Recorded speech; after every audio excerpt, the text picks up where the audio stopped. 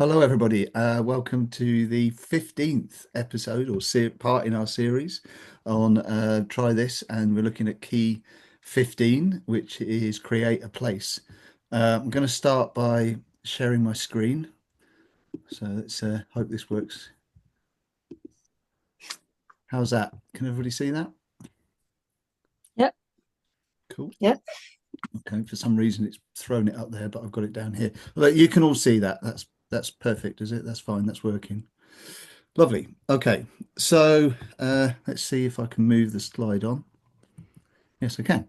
So in this key, the teacher and the students collaborate to create a drawing or a map or a model of a place which becomes the location for a narrative and for developing curriculum study. Uh, in terms of the planning in preparation for this process, for this key, um, you want to gather together the resources that you want the students to use. Now, I'm not going to talk about that in detail now because I'm going to show you some photographs in a little while of different versions of this key, and you'll see for yourself the variety of different kinds of resources and different ways of representing a place through those images as we go through. One thing is to think about how you're going to organize the classroom. Mostly when I do this, you need space, so you just push the tables and chairs to one side. You can go in the hall. I have done that, but I kind of gave up on it a bit because I was talking to a teacher the other day of the kind of what happens when the children go into the hall is they kind of get excited about being in the hall and that becomes the focus rather than the thing itself. So you have to kind of deal with that. Whereas most of the time, I find that you can, or somebody else wants to come in that you can do it in the classroom if you just make a little bit more space for yourselves. You want to probably write a short little introduction, a little bit of narrative to lead in to the creation of this model, this object that you're going to create together. And there are other keys that give you hi Shanaz, hi, that will give you some guidance on that. And then in step 7, there's a resource, a geographical resource that I will show you that's very helpful for children who perhaps don't know all the vocabulary for developing that. And you will need some paper and some pens. So all of you who are in this workshop, you will need paper and pens. So if you haven't got any, grab some now because in about, I don't know, 10 minutes or so, you will definitely need it.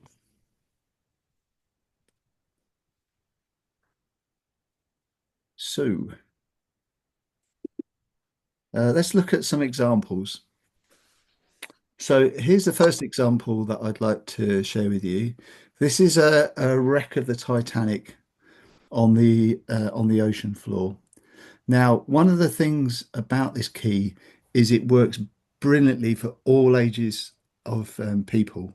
So you can do it in nursery, and you can do it all the way through school, and you can do it with adults.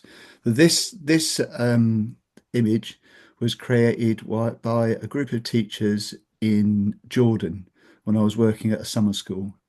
So as you can see, it was created with drawings. They drew together the outline of the front part of the Titanic, and then individually they went off and drew individual parts of the Titanic that had kind of broken away as the ship had kind of descended through the ocean.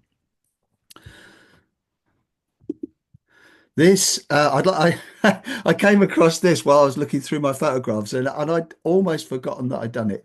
This was done at home when with my own children. I've got 3 children, and at the time Finn was about 6 years old, and he was obsessed by that song Big John. You know the song Big John, Big John, Big John, and he was sort of going to me, Daddy, what happened to Big John?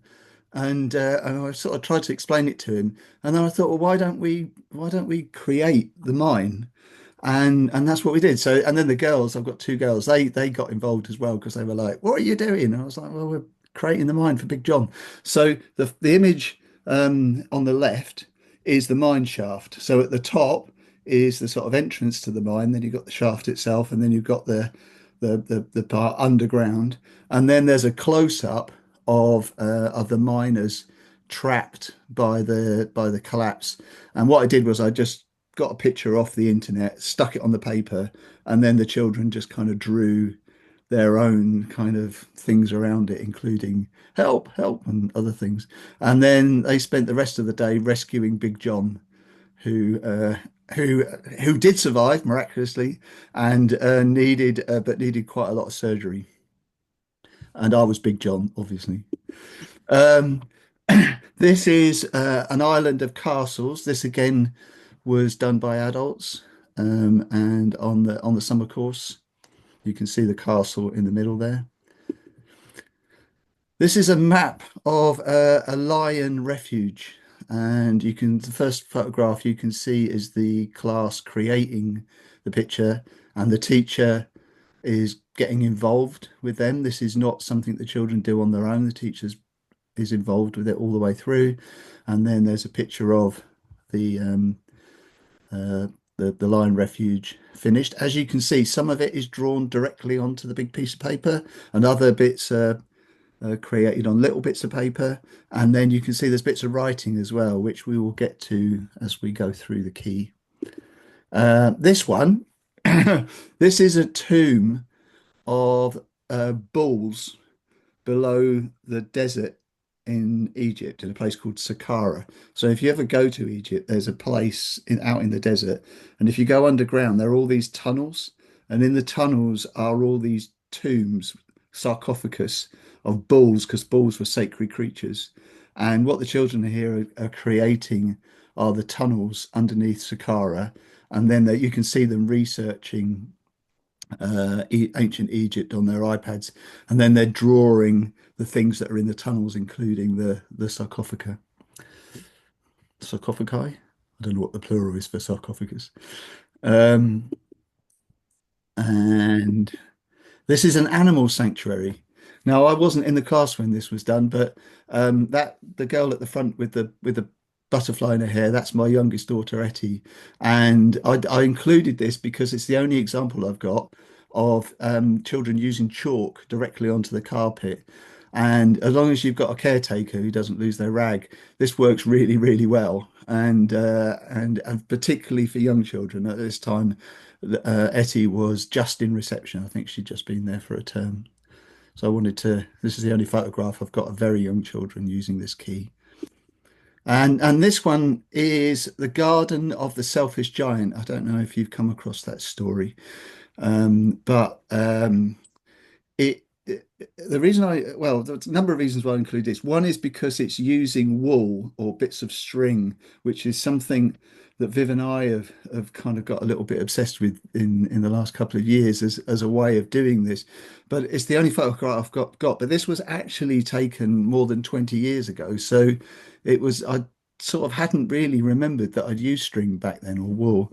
And this lad, I haven't got time to tell you the whole story, but for the first half of the lesson, he sat at the back of the class with his support person, and he had some sort of quite profound learning needs.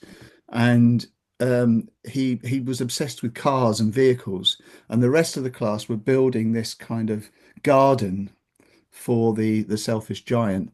And when he came back from break, he asked, or his learning support asked on his behalf, if he could build a railway to go around the garden. And here it is. This is him building his railway. And the last part of the lesson was that the learning support found a big box, big cardboard box, and they drew sort of it turned it into the front, the driving part of a train. And he sat driving the train, and all the other children were sat in the back of it in a sort of a line as he was sort of going around the garden. So it's one of my fondest memories. So I'd just wanted to share that one with you as well. But as I say, these photographs really show how flexible this key is and how many different ways you can use it, and also the different resources and different ways that you can create the image. Okay. Was there any questions before I move on? Because the next part is we're sort of gonna just go through the key itself. Was there anything that anybody wanted to ask or clarify? I could just jump in and say how great the use of lots of bits of string is. We've gone to that. I don't know. Those of you who've done it before have possibly, many of us have had a go at the large piece of paper with the drawing on it. And I will always love that approach. I will always love that approach. But next time, just try it with the pieces of string because you get a different kind of creativity from the children and I don't know, a less definite mark and which kind of pulls other children into it. And yeah, I just love what the magic that happens and the way that places but also objects appear when they're created out of, so it's not one piece of string and the children have to figure it out. It's like, yeah, you're probably going to talk about this later, Tim, but short pieces of string that each child has, and then they have to negotiate. And yeah, it's just a different medium. And as we know with visual art, a different medium gets a different kind of creativity going. And I do love the string approach. So yeah, thanks, Tim. Okay. So, oh, and the final pictures is of a lesson that I taught in a school hall on a Saturday with parents and their children. So the school asked me if I would go in and do a workshop for parents because they were asking all kinds of questions about what their children were learning at school and about Maths Expert and other things. And I said, yeah, that'd be great. So this is them all working together, and you can see all the different media that are using. So they've really thrown everything at this. They've got, bits of paper, cloth, various ribbons and rope and bits of paper that they've sort of drawn on and torn up and all sorts of things. And also you can see that we put around the classroom books for the children to research from. So here's a lad here who's looking at a book about dinosaurs because what they're going to discover on the island is that the island is inhabited with dinosaurs. So that's a that's another sort of photograph or series of photographs, a couple of photographs that I thought you'd be interested in having a look at. So so here are the key. This is the step. So this is basically what's in the book. And as I go through it, we're going to have a go, which is why you've got bits of paper and pencils to draw with, and we'll see what we come up with. So I'm going to ask you to imagine that there is an island. Now, I don't know whereabouts in the world it is. So I'm going to ask John, can you decide for us whereabouts in the world is this island? You can have it wherever you like. You can have it up where it's cold, or you can have it in a nice warm place, or you can have it somewhere. I don't know. You decide. Whereabouts is this island? You'll have to turn your mic on though, because we won't be able to hear you otherwise.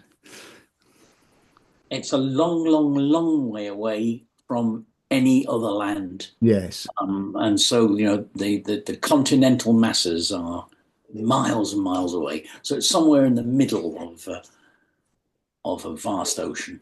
great, perfect. Yes, well, And that's let it be temperate. temperate. Okay, yes, okay, yes, very nice. Okay, Michelle, can you decide for us whether this island, despite its temperate sort of climate, does it experience sort of bad storms and other kinds of weather that the island has to sort of cope with? Yes, there's a hurricane season. There's a season when hurricanes come and sweep across the island, and okay, Mhm. that causes sort of trouble and damage and sorts of things like this. Well, one thing about this island is that currently there's nobody living on it. It's empty of people. Now that doesn't mean it's empty of other things, but it is empty of people. Nobody's currently occupying the island. So uh, Lisa, could you just tell us in your imagination, if you're sort of kind of sort of visualize this island, can you sort of tell us if there's anything that immediately stands out geographically, anything that you would sort of say if you were flying over it, you would notice as a landmark? There is a large mountain at the top Hmm, of the island. right. So a large mountain at the top of the island. Okay. Could everybody on your bit of paper just sketch this large mountain? Now, I don't know what kind of Hi, Beth. I don't know what kind of mountain it is, whether it's a peaked mountain or whether it's got a kind of cone on it that sort of suggests that it might have been something at one point. I don't know. Is it covered in greenery or is it snowy at the top? I don't know. Just have a go at sketching it in your on your piece of paper and visualize it in your own way.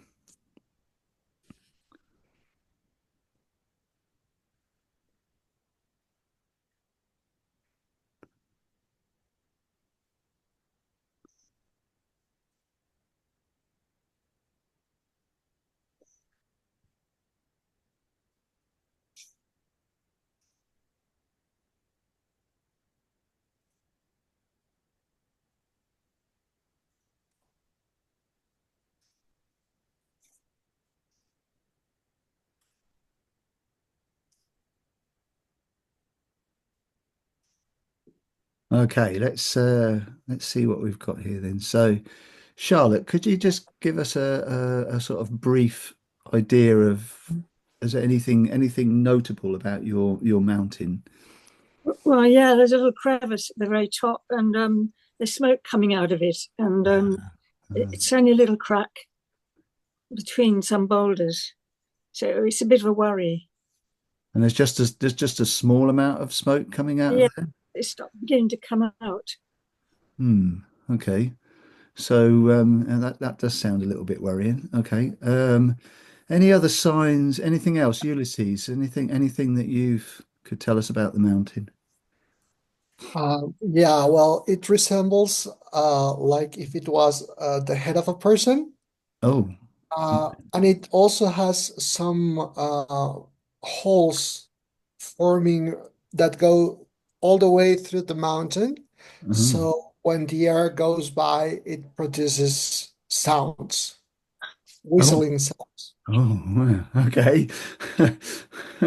Right. So when the wind blows, then there's a sort of a how would okay. Uh, Natalia, could you tell us something about the mountain? Yes, my mountain is a bit close to what Ulysses has, like really big. And at the top of the mountain, there's a kind of an eye, a hole in a form, in the shape of an eye, Hmm. it's like looking at the sky. And the strange sounds are coming. Probably some creatures are living there inside. There's creatures in there. Probably, I don't know. The strange sounds are coming. Oh, okay. So, Shiraz, could you tell us something about your mountain?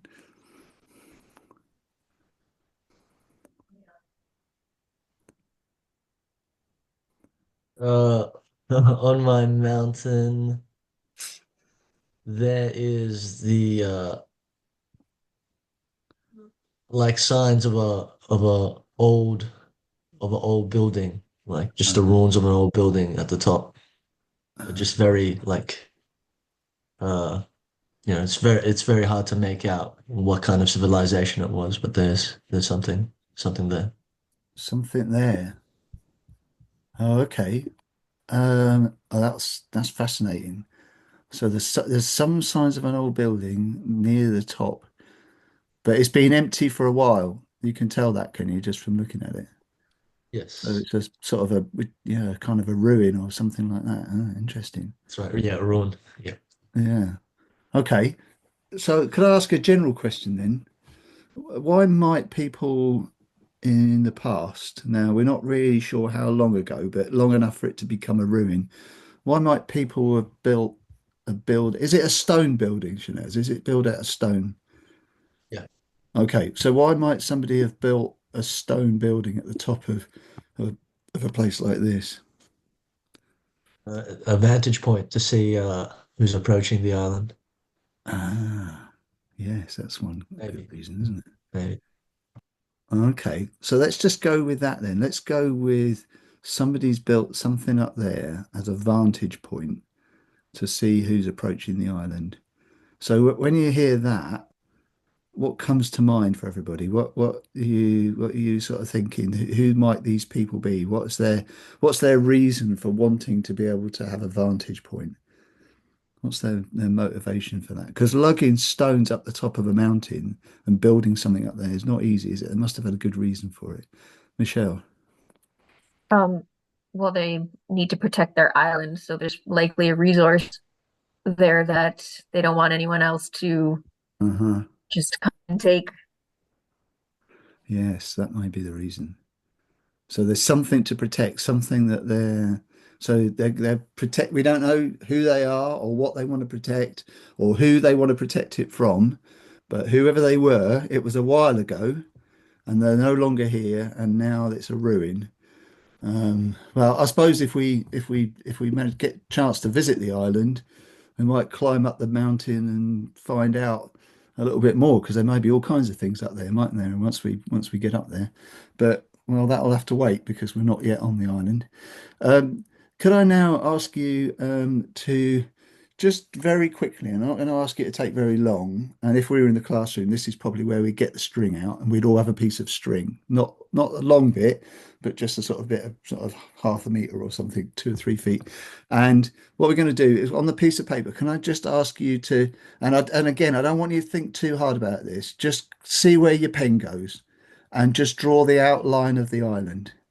So it's going to be craggy and there's going to be all kind of divots and inlets and all kinds of things. So you don't stop and think as you're going round. Just do the outline of the island for yourself.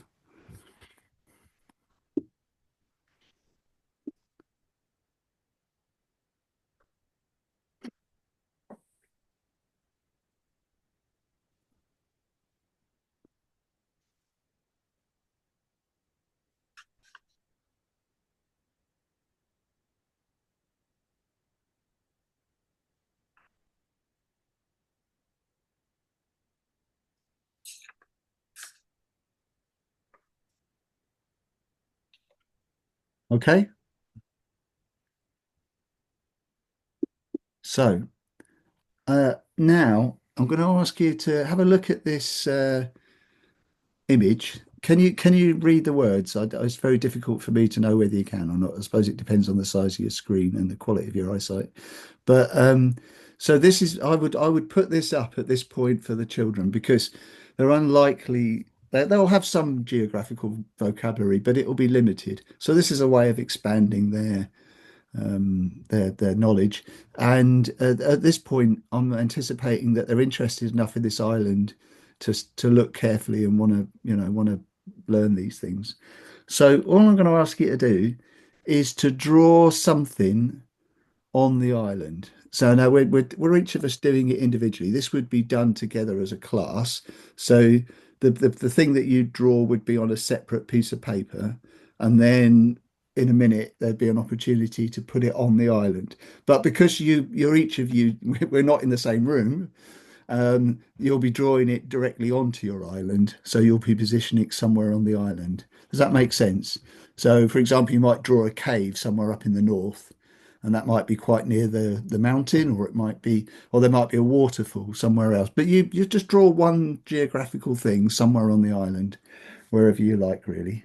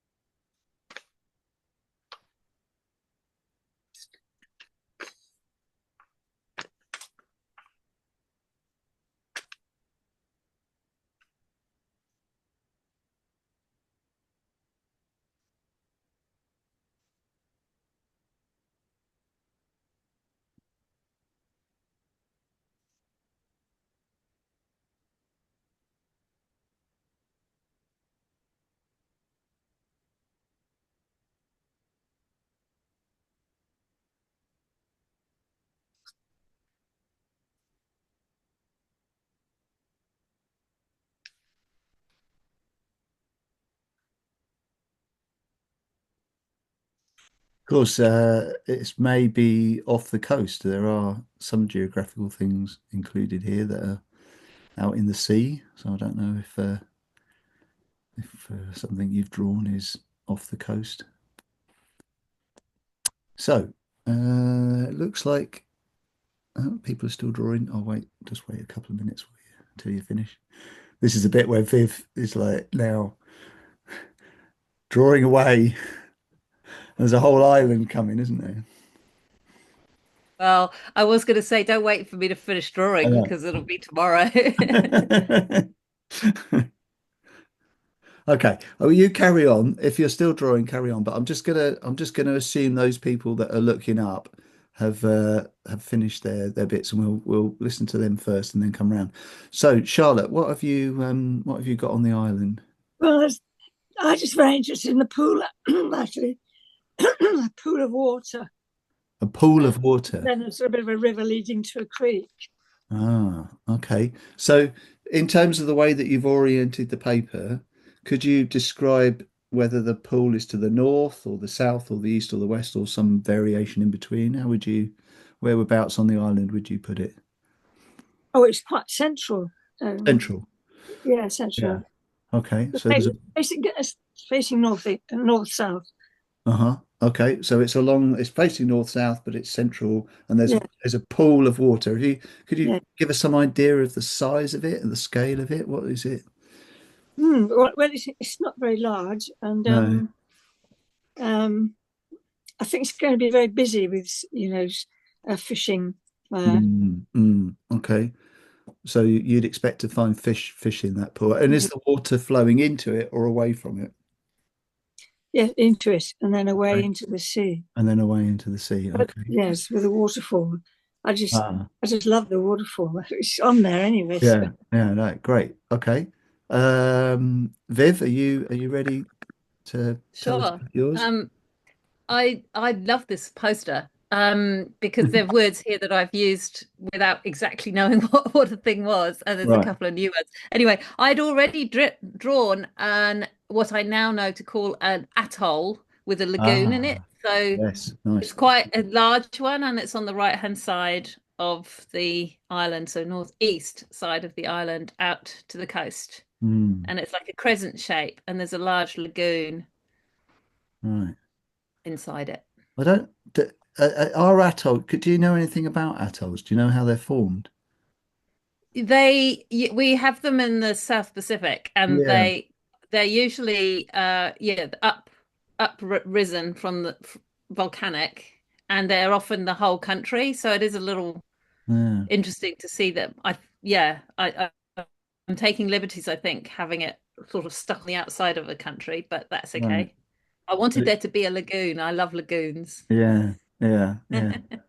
So we got a feeling, and from what Charlotte had noticed about the mountain, there's smoke coming out of it that we might be signs of volcanic activity, or at least Yeah. something from the past. Interesting. Lisa, what could you tell us about the island?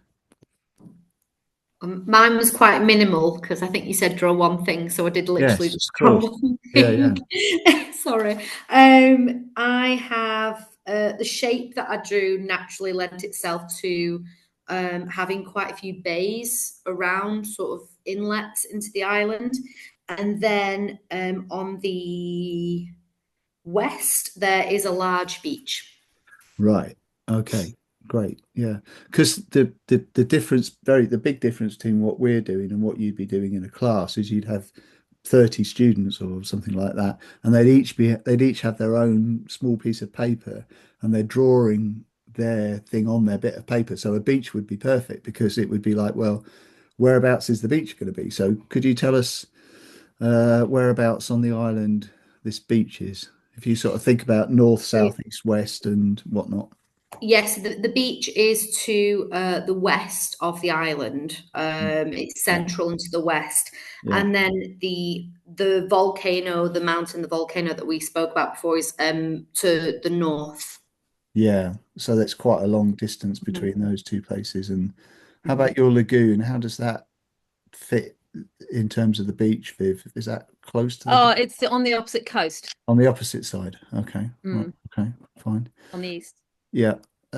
John, tell us something more about the island. Yep. Just to the back of that bay you were just talking about, um, there's a swamp, Hmm. uh, and it's quite big, and it's got three sort of projected arms stretching out, almost as if it's growing. Oh, okay. Uh, right.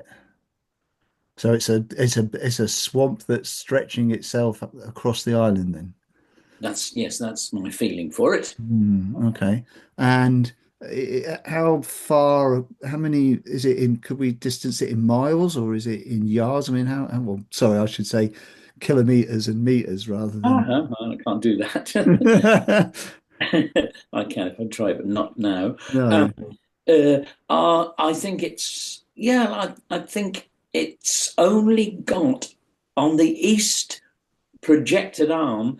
It's almost halfway across the island, and the Oh, island at that point, gosh. Right. in my head, is something like only I don't know 8 kilometers.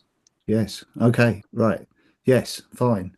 So that's a big swamp then, isn't it? That's taking Yep, a large sure is. chunk of And the chunk of yeah, yeah, yeah. smell it if you Yeah. want. Smell it. Oh Right. yes, A large stinky you swamp. probably could Okay. hear it as well. Okay.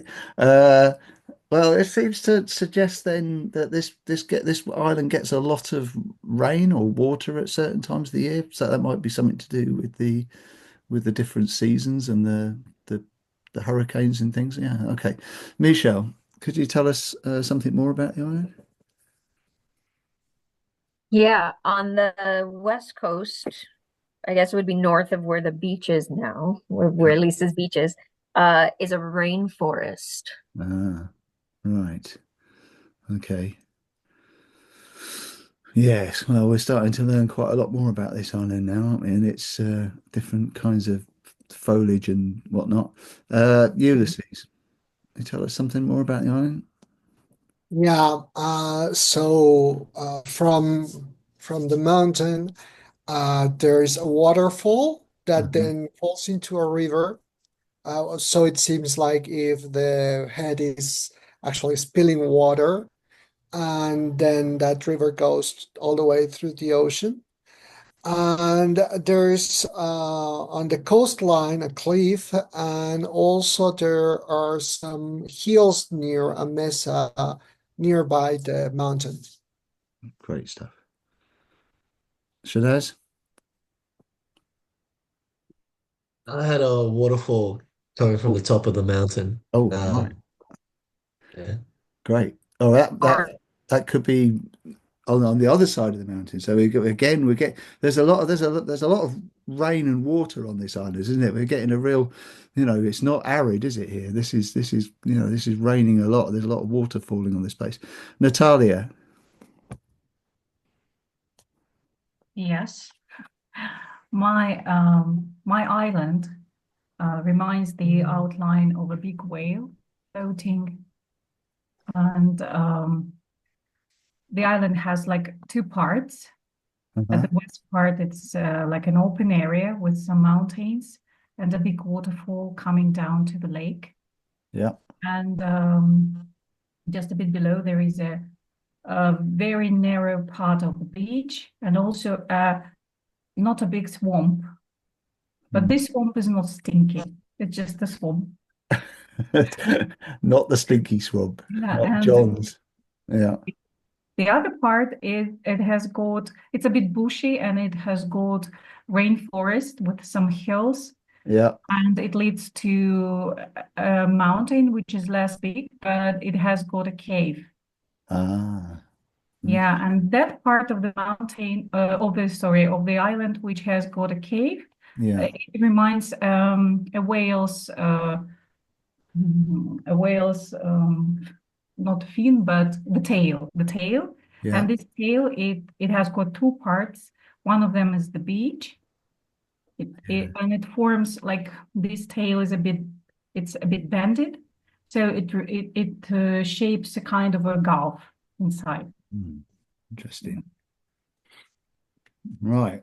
Okay. What I'd ask you to do next is in your imagination to take you to a part of the island that you'd like to visit. Now, it might be the part of Ireland that you've created, or you might like the sound of something else that somebody else has created, but just take yourself there. And I'd ask you to invent something that you might find there.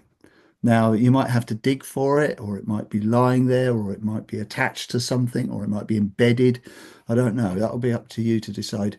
And I'm going to ask you to do two things once you get there and you find this object. Now, it could be a biological object, it could be a part of an animal or something that's been there for a long time, or it might be man-made, Shanaz's sort of ruin at the top of the mountain. It could be something like that, or something that's been dropped by somebody.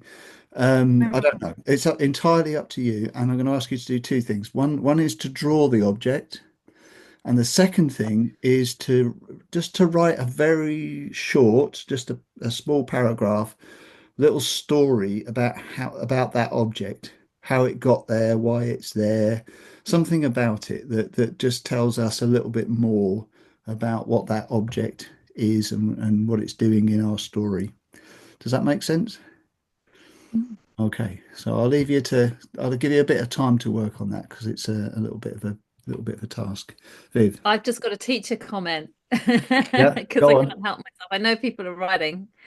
Um, I I drew something and it could have been two things, and I was, and it could have been two things. And then when you said write the story about how it came to be, I felt my brain have to choose one of them. Hmm. And I just think that demonstrated for me from the inside the importance of having both the drawing and the prompt, because our brains want to stay in multiple possibilities mode, Yeah. but the story of how it came to be there kind of pins it down Mm. and gives us a Yeah. focus. And the other little teacher comment, I know we're terribly absorbed, and I'm sorry to disrupt that, but notice how the first part of what Tim's done with us today, with this beautiful sheet, which I really like as a resource, um, it kept us out of the human, didn't it? It very much made us focus on a setting, and there was a kind of lovely ease to that part of it before. So we had creativity, but we had creativity within clear constraints. If anybody had, I don't know, if you hadn't given us that guide, I think some people might have been tempted to go straight to this task and put things on the island, but we Right. wanted to build it first. So I'm Right. just pointing out that that's what the key does. It very carefully guides us to build a place first and then populate that place. So Yeah. sorry to interrupt the creative flow, but I No, just no, thought I'd no, pop in no. with It's that. important to highlight these things. Yeah. Thank you.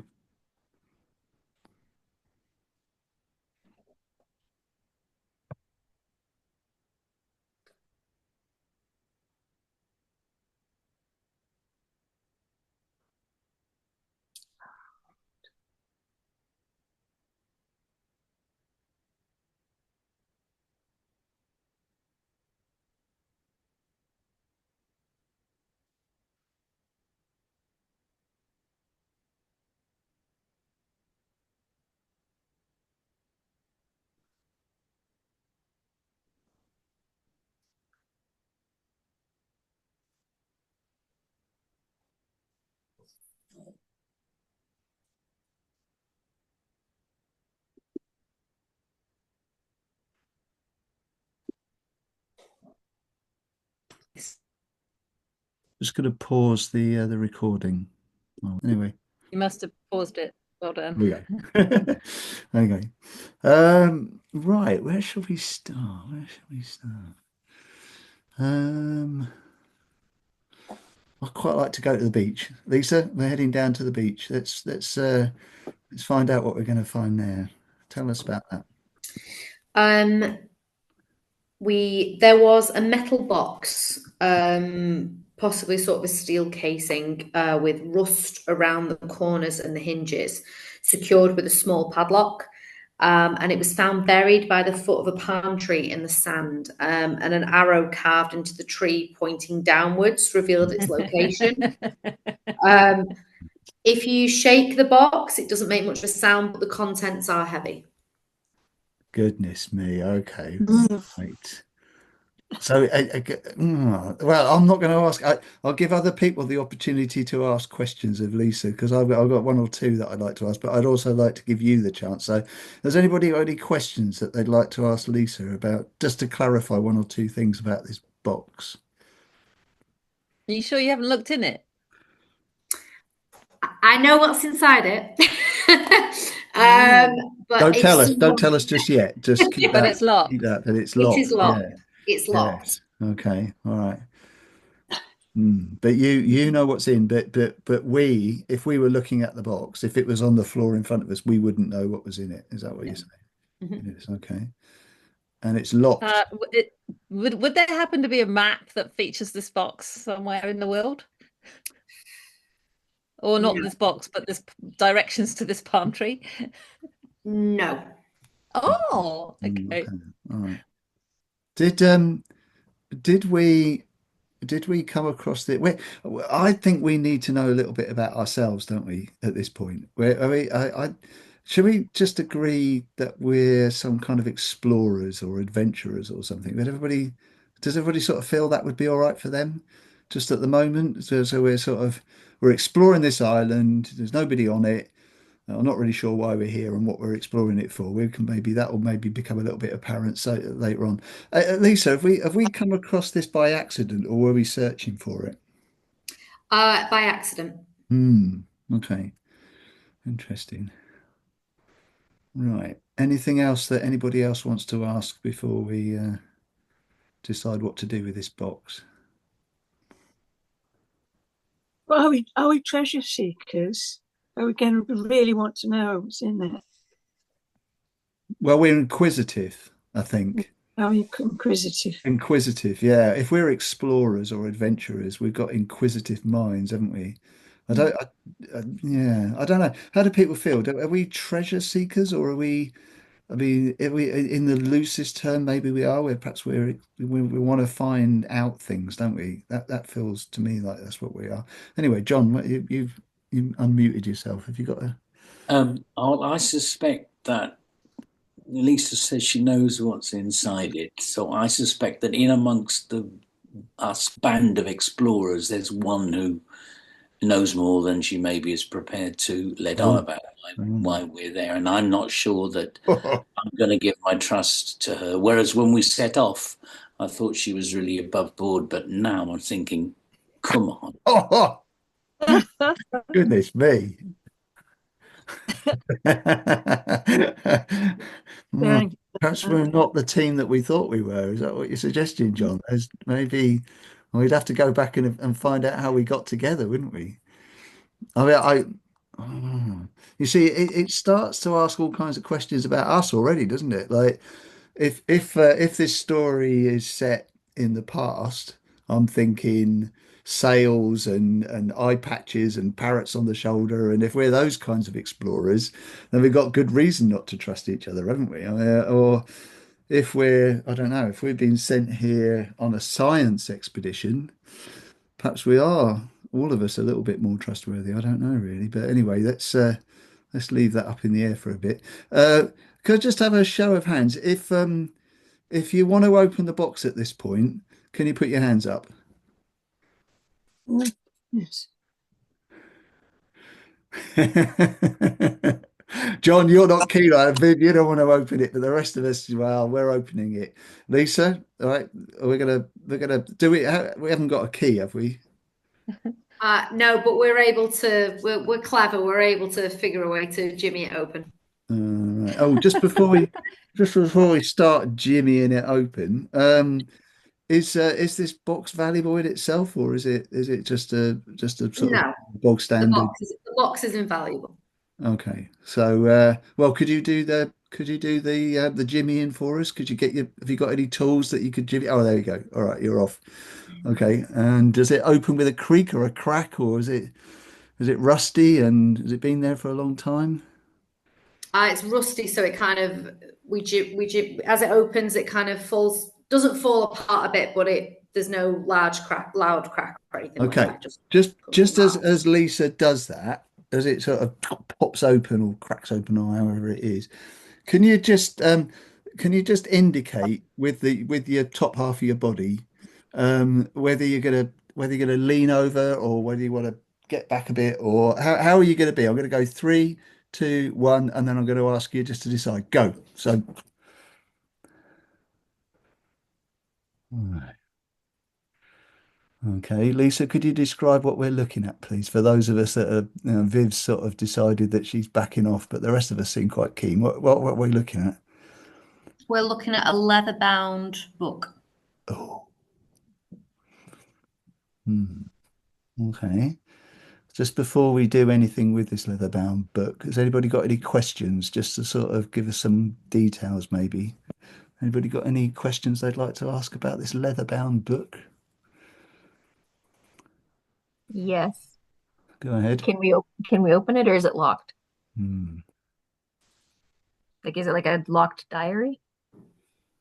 So it's a leather bound book and there's a thin strap of leather wrapped around it. So I think we'll easily be able to open it up and look at it. Hmm. Okay. All right. Anything else? Has any inscriptions around it or writing, whatever?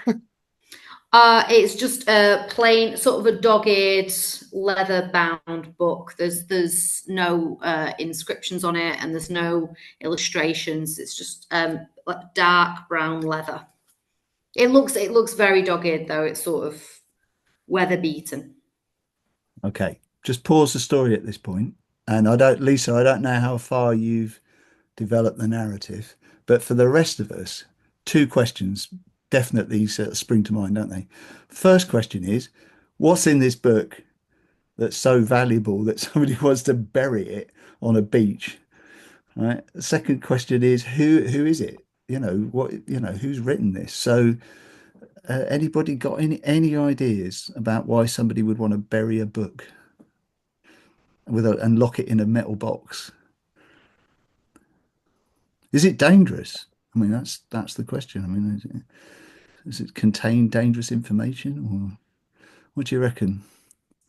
Perhaps are the loots of Corsory who kept them without reporting to the kingdom. Mm, yes. So it's dangerous to them. The information inside it, if it was discovered, would be dangerous to them. Is that where you're going? I would say that it's the confession of his felonies, of his mischiefs, and perhaps in between them there are some leads into parts where they were hidden. Mm, okay. All right. So that'd be a good reason for hiding it and locking it up. Anybody else got any ideas? John, you've unmuted. So have you got something in mind? No, I think no. I think Michelle was wanting to speak. Oh, right. Sorry, Michelle. Carry on. You can, John, if you have an idea, you can No, share no, I first. just unmuted myself for some reason. Don't know Oh, why. All right. okay. Oh, okay. Go ahead, Michelle. Well, I guess another reason this, like, what if this was the only documented history left of the island and Mhm. someone needed to preserve it Right. Yes. because, yeah, there's nothing left that tells the story of this island Mm. So perhaps it's and what perhaps it's happened. perhaps it's linked to the ruin up on the mountain up there. Perhaps Mm. it's got some link to that. Okay. Uh, Same question we asked earlier about opening the box. Show of hands if you want to open the book. Ready? Three, two, one. Put your hands up. Okay. What have you got? One, two, three, four. Oh, so one, two, three, four, five, six. Six, four, and three against. Well, we could just barrel on, but Viv, you didn't put your hand up. What's your reason why you want to leave it? Oh no, I'm having an interesting response to this whole thing. Um, but I think it might be about my context about living in the Pacific. So Mm, it's just because this island isn't ours and mm. this Oh, box isn't ours, and I just my first, and I know it doesn't help with storytelling, but I'm just honestly responding. It's like, oh, what right have we got to interfere here? We Great might want to question. take this to people who own it, people who have, yeah, it just doesn't feel like my place. No, no. I'm a visitor here, so yeah. It's not No, very good no, for storytelling, but thank you I for just honestly, introducing that. that's where I'm responding from. No, no, Yeah. great. Thank you for introducing that, because that that is a perspective, isn't it? And that Mm. opens up whole kinds of other, if you like, a can of worms, a box of something else. It's like, goodness me, okay, well, that questions our whole purpose, doesn't it? And who we are and our value systems and everything. So, Yeah, I feel like laying into this land and opening up this box and look, yeah, that's all a yeah, bit colonial for yeah, me. yeah, no, quite right. Does feel about that. It does feel a bit that way, doesn't it? We are kind of Sorry. traipsing in that territory at this point. It's just Well, interesting. It's interesting that if we as adults have read a lot of history books, and are still wondering about what happened in the very early days of the pioneers. I had a tombstone at the top, near the top of the mountain, and it was just an explorer who did something which killed him. yeah, So, but I had in mind something I'd researched myself as an adult. So,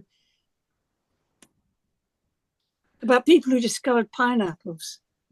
right, right. Well, But I think you'd get a different response to this question from children in New Zealand than you Yeah, would from children in the yeah, UK. yeah, yeah. yeah, yeah. Yeah. Well, But this is a UK session, so well, I'm just no. putting I it in mean, there. let's honor that. Let's find a way around this. So one, because it's entirely imaginary. There's no book, there's no box, there's no island. Then we can have it both ways. We can absolutely have it both ways. So let's find out what's inside the book in by stepping outside the story. Let's not take responsibility for opening the book at this time. Let's find out what's inside the book. Once we've found out what's inside the book and we've had a chance to learn more about the island, then we can come back to this moment and we can decide whether we actually want to open it or not. And because we'll Mm, have a much better idea about who we are and why we're on the island and what the island is, yeah. those kind of other things. So at this point, I think you're absolutely right, Viv. We'll just hold that moment, but let's have it both ways. Lisa, can you just tell us a little bit about what, if we eventually do open the book, what it is that we'll find inside? It for me, it was an explorer's logbook. Right.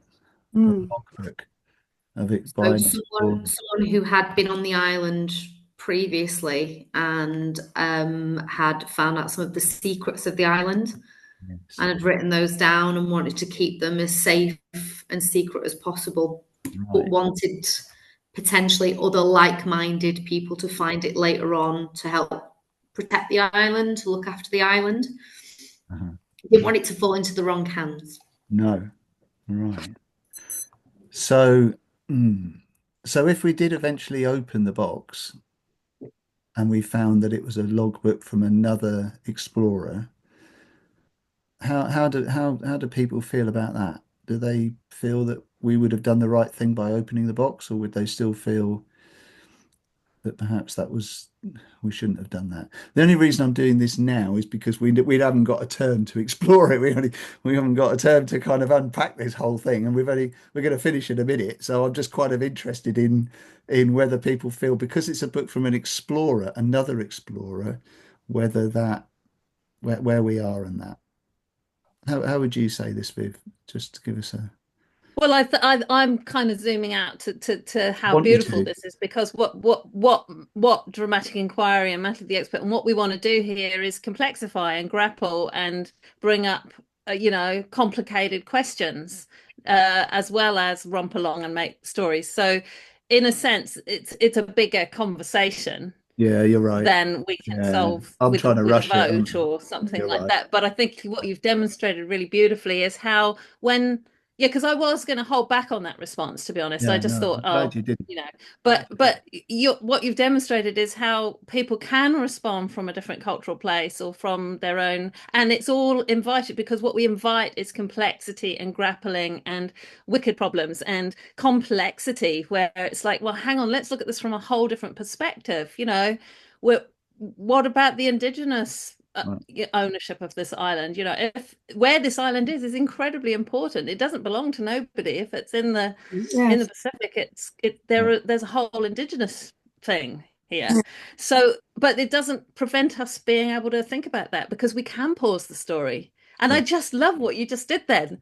You allowed Lisa to be an explorer right now, but also a world maker in which she can tell us what's in that book, and then we can decide the different human perspectives on it. That's actually incredibly complicated. Right.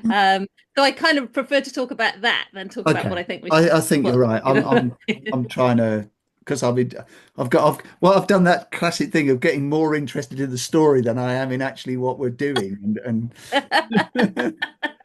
I should be Yeah, careful of that's that. why this That's works. Be careful of that if you're doing this. Uh, Yeah. anyway, we should come to an end. So, um, thank you. So, I just wanted to draw attention really to the steps, and I'm sure that's self-evident really, that we started off with just a little idea of an island, and then through various means, some of which were givens. So we got some people. So John told us whereabouts in the world this island was, and Michelle told us a little bit about the weather there, and then we found out there was a mountain, and then at that point, we all started co-creating. So there's one idea of a mountain, but there's 9 different versions of the mountain. Now, of course, if we were doing this in class, the children would have drawn the mountains. Then we've got to sort of decide, well, what we're going to do with all these mountains. Well, there's a mountain range. Ooh. There's not just one mountain now. So we've all created mountains and we put them along the mountain range, and there's something there. And then I showed you the poster with the different geographical terms, and then we started populating the island with lots more geographical features. And at that point, we would have had on the floor of the classroom the outline of the island and all these different things. We'd have an island, and basically, and you could do it with a sheet, and you could do it in 3D, but we did it through drawings. And then, and this is a crucial step, is to for everybody to visit their place or somewhere else on the island and to invent something that's on the island. And you saw just um, how much that creates just through. We just looked at one example. We only went to Lisa's beach and we just found this metal box, and that was like 10 minutes of inquiry, and we haven't come to the end of it. And you could imagine opening the book, and then all of us writing extracts from the explorers' time on the island, and there's a whole other area of work there. And again, we've just visited one part of the island. So what I've found with this is one of the reasons why I like this key so much, this strategy so much, is it just creates so much content, and it's almost all coming from the students. There's very little that's me. I'm sort of guiding it and facilitating it. Of course I am, but the ideas are very much generated by the students. Now, this of course is an imaginary island, but uh, it's very much set in our world. So the geographical places are, our geography, the creatures that are on the island are the kinds of creatures that you find in our world. But I've done it with a dinosaur island as well as a way of teaching dinosaurs with younger children, and it works brilliantly. So the explorers go off and they go off into the island, and there's a class I'm working with this week that are doing this year 1 class, and they find all kinds of dinosaurs all over the island. Of course, they draw the dinosaurs and look after the dinosaurs and do all kinds of cataloging and recording, and then they write back to their client and let them know. So there's so many things that you can do with this. And Uh, they have of references to dinosaurs so they can learn new names for them. Yes. Yeah. So in that picture you saw that I showed earlier of the lad with the dinosaur book open, they've got all those kind of resources available to them. But instead of them just looking at them as books, they're looking at them as, resources that they can use in their research. Okay. That's the end of that one. I hope you enjoyed it. I had a lot of fun. I really enjoyed it, and I enjoyed listening to your ideas. I want to go and visit that ruin, Shanaz. I want to go up there and find out who these people are, and um, you know, go in and find out about their lives and who they were. But we just don't have time. So lovely to meet you all again, and I'm going to say goodbye. Goodbye. Thank you so much, Tim, and thanks everybody for coming. Yeah, Thanks, great to Tim. see Thanks, you. Thank Viv. you. Bye-bye. Bye. Very much. Bye. Thank you. Good. Right. Right.